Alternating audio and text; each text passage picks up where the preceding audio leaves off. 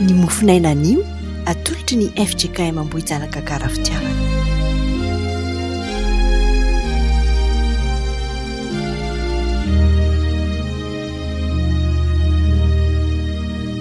Faly miarabantsika indray ry havana natratra ty andro alarobia maraina 2 Zona 2024 ry havana malala rehetra ao amin'ny tompo mbola ampitomboina aminareo anie ny fahasoavana sy ny fiadanana avy amin'Andriamanitra ray sy Jesosy Kristy tompo.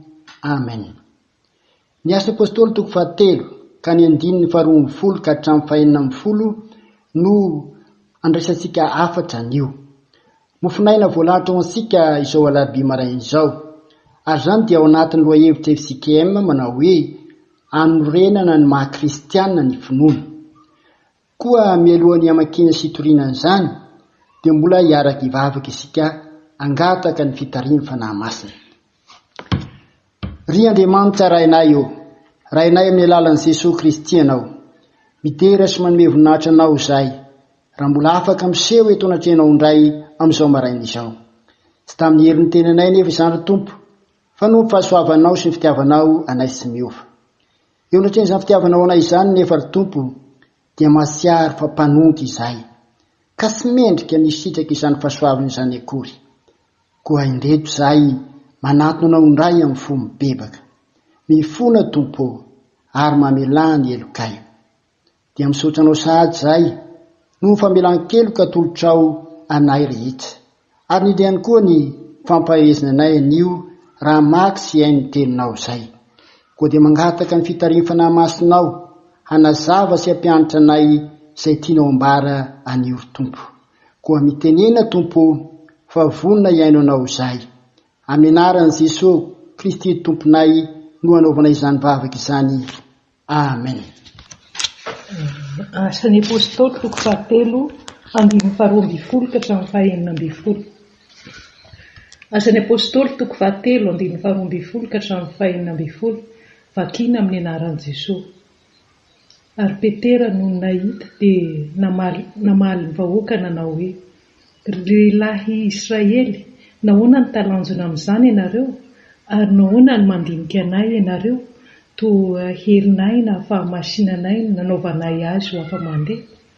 Andriamanitry Abrahama sy Isaka ary Jakoba, Andriamanitry ny razantsika no nanome voninahitra an' Jesosy mpanompony, izay natolotra reo sy nilavinareo teo anatrehan'ny Pilato rehefa nokasainy alefa. Fa ianareo nandahy ilay masina sy marina ary mpamon'olona nangatahanareo alefa ho anareo. Fa ny tompony aina kosa no novonoinareo. Fa izy natsangan'Andriamanitra tamin'ny maty ary vavolombelona izany izay. Ary ny anarany no nampatanjaka io lehilahy hitanareo sy fantatrareo io no finoana ny anarany. Eny, ny finoana izay azo amin'ny alalany nazahoana izao fahasitranana tsara eto imasonareo rehetra izao. Amen. Ray masino, manamasina anay amin'ny fahamarinana, ny teninao ny fahamarinana. Amen. Ny boky ny Asan'ny Apôstôly dia boky ao anatin'ny sokazy tantara. Izy no boky tokana amin'izao sokazy izao ao amin'ny testameta vaovao. Ilioka nanoratra azy ary nosoratany ho an'ny lehilahy iray antsoina hoe Teofilo, ity Asan'ny Apôstôly ity. Tsy dia hoe nokendren'ny mpanoratra ho azy irery nefa ity boky ity ry havana, fa ny tena tanjony dia mba aparitaka azy aingana, satria fantany tsara fa ity lehilahy Teofilo ity dia manana fahefana anao izany. Mety teo amin'ny lafiny ara-bola na ara-pitaovana izany. Amin'ity boky ny Asan'ny Apôstôly ity no hitantarany lioka ny elezan'ny finoana sy ny filazantsara voalohany raha avy nandray ny fanahy masina ny mpino. Izany dia ny atomboka tao Jerosalema ka hatrany aparan'ny tany araka ny Asan'ny Apôstôly toko 1:5 manao hoe, fa azo hery ianareo amin'ny ilasan'ny fanahy masina aminareo, ary ho vavolombeloko any Jerosalema sy eran'ny Jodia sy Samaria ary hatrany amin'ny farany tany. Raha eto amin'ity perikopa mofinaina ho ansika anio ity kosa ry nojereny, dia anisan'ny tantara mampiseho fa tena feno hery avy amin'Andriamanitra tokoa reto mpianatra tompo dia Petera sy Jaune, ka gaga sy talanjo ireo olona tamin'izany raha nanasitrana n'ilay lehilahy malemy tongotra hatrany an-kibon-dreniny izy ireo. Ity lehilahy ity izay nisy nitongra teo am-bavahadin'ny tempolo Isara endrika isan'andro mba hangataka amin'ireo izay mandalo eo.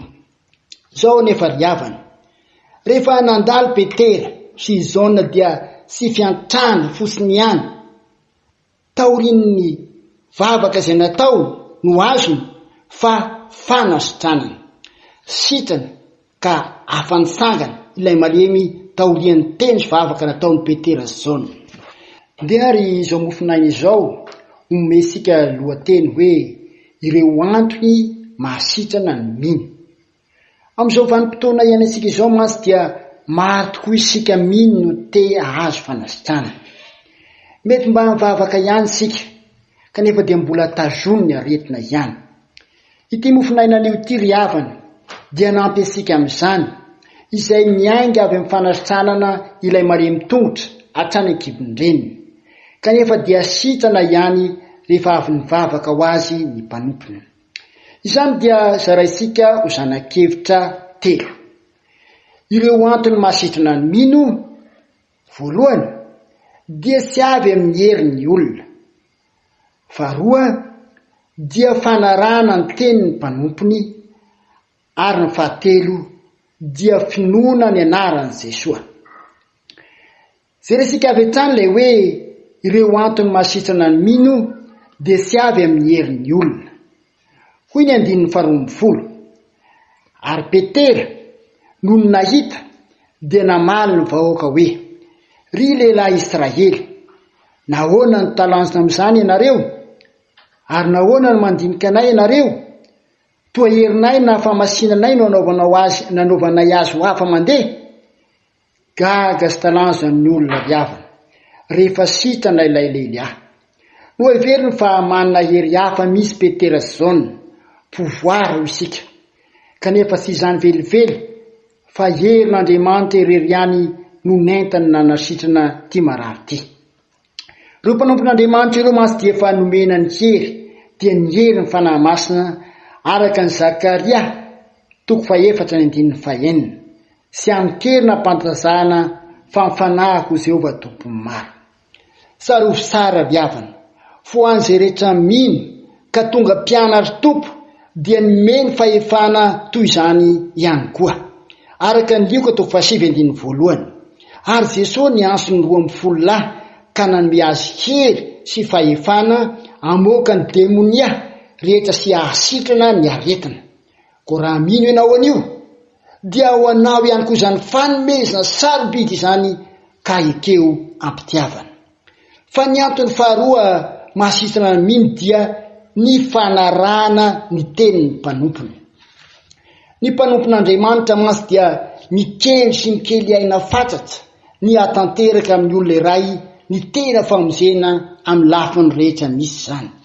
Izany dia efa nekeny tamin'ny tompo ka nanolorany tena anao ny asan'Andriamanitra. Hoy indrindra Paoly ao amin'ny Tesalonianina 2:7 ary ny 9:9, ary tsy inona foana izay hanin'olona fa ny asa andro aman'alina tamin'ny fekelezanainy sy ny fisasarana mba tsy havaky tratra na dia ray akory amin'ireo asa. Raha jeresika ireo toetra sy fiesika nataon'ity lehilahy malemy ty riavana dia mampiseho fa tena no tanterahany izay nolazain'ny Petera sy Jaune taminy. Eo amin'ny 14 dia hoy izy ireo hoe, mizere anay. Ary ny 15 dia mibanza azy rola tsara izy. Ny hoe mibanza eto dia fitariana mba hifantoka tsara. Raha hivavaka isika riavana dia ilaina hatrany ny mifantoka tanteraka amin'izany, ka tsy tokony hisy zavatra nelingelina ny firesantsika amin'ny tompo. Raha maneno ny radio dia vonoina izany, sy tokony hitakatra resaka amin'olona hafa intsony. Izay no antony amonoana ny telefona rehefa any am-piangonana. Izay ilay azo isika hoe manao méditation. Jesosy aza dia nampianatra hivavaka ka nanao hoe, fa ianao kosa raha mivavaka dia midiro miefitranonao, koa rehefa voarindronao varavarana dia mivavaha amin'ny rainao, araka Matio 5:5. Eo amin'ny 5:7 indray dia noraisiny tamin'ny tanana ankavanana raha lehilahy ka nasangana. Misy ny olona sasany sy manaiky ny tolo-tanana na ny tolo-kevitra avy amin'ny mpanompon'Andriamanitra. Ity lehilahy ity dia nanaiky sy nankatoy izy, fa raha vo niraisina ny tanany ka nasangana dia nanaiky avy hatrany izy. Sy tao an-sainy misy ny hoe andà na hoe sao menjereto aho fa maleminy fa noho ny fatokisany ireo mpanompon'Andriamanitra ireo dia nisangana avy hatrany izy. Izany no fesika tokony ataosika riavana eo anatrehan'ireo tory lalana omen'ny mpanompony ansika, satria izy ireo dia irak'Andriamanitra riavana. Fa raha jerena ny antony fahatelo andraisana fanasitranana dia ny finoana ny anaran'i Jesosy. Ny 5:40. Ary ny anarany nampatanjaka io lehilahy hitanareo sy fantatrareo io noho ny finoana ny anarany. Matetika ny Tompo dia mampianatra asika hivavaka, ary zany dia vavaka atao amin'ny anaran'ny Tompo. Ao amin'izao na 4:13. Ary na inona no angatanareo amin'ny anarako dia ataoko izany. Ary mbola mafisy amin'ny 14. Raha mangataka zavatra amiko amin'ny anarako ianareo dia ataoko izany. Ny finoana ny anaran'i Jesosy Kristy no nampiasain'i Petera zao neto riavana. Hoy izy amin'ny 5:1. Amin'ny anaran'i Jesosy Kristy avy amin'ny Nazareta misangasangana. Riavana malala ao amin'ny Tompo. Azonao ampiasaina ihany koa isanandro ny anaran'i Jesosy. Matetika sika rehefa misy fanapahana mofomamy mandritra ny mariazy na fanorenana trano ihany, zay vao mampiasa io anarana io sika. Fa kosa raha ny soratra masina no jerena dia na inona zavatra ataosika dia ataovy amin'ny anaran'ny Tompo, araka ny Kolosiana 4:7. Ary na inona ataonareo na amin'ny teny na amin'ny asa dia ataovy amin'ny anaran'i Jesosy Tompo zany rehetra zany. Rehefa avy nangataka isika riavana natao tamin'ny anaran'i Jesosy Tompo dia minoa fa efa voarainao ny valim-bavaka, toy nataon'ity lehilahy malemy tongotra ity. Sy ny salasala intsony izy nisangana, fa tonga dia nisangasangana izay nampiseho fa sitrana ary voalaza fa nideran'Andriamanitra ka niditra niaraka tamin'ny Petera sy Jaona tao amin'ny tempoly. Hoy masiny soratra masina Marka 2:4. Na inona tononareo ny fivavahana sy angatanareo dia minoa fa efa nandray nareo dia ho azonareo izany. Raha fitinina ny afatra anio riavana dia toy izao: mbola manory lalana ansika ny Tompo amin'ireo antony andraisansika mino fanasitranana. Voalohany amin'izany dia nampahafantariny ansika fa tsy avy amin'ny herin'olona izany, fa herin'Andriamanitra irery ihany, satria izy irery ihany no manasitrana, araka ny Salamo 7:7 dia manao hoe izahay manasitrana ny aretinao rehetra. Ny faharoa dia ny fanaransika izay ambarany mpanompony, izay nikely aina fantatra mba hatonga sika amin'ny tena famonjena. Arao ny tenin'izy ireny fa mety hampandrosanao izany, aza manamafo ka hoe ny hevitrao ihany no tanterahana. Ary fahatelo dia ny finosika ny anaran'i Jesosy ka ampiasaitsika amin'ny fiainantsika andavanandro isanandro. Andramo ka ampiaro ny fiainanao fa andray valim-bavaka tokoa ianao. Ary satria mbola eno izao afatra izao sika izay tao amin'ity asan'ny apôstôly ity riavana, dia voambara teo amin'ny fampidirana fa hoe nosoatany lioka ho an'ny Teofilo izy ity. Ny dikany hoe Teofilo dia ilay tia n'Andriamanitra, ka ianao koa dia anisan'ny Teofilo, ianao izay mieno izao mofinaina maraina izao, satria tena tian'Andriamanitra ianao mahatonga maheno izao afatra izao.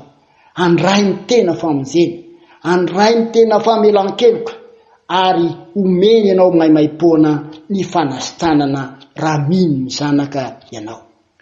ny voninahitra dia ho n'Andriamanitra irery ihany. Amen.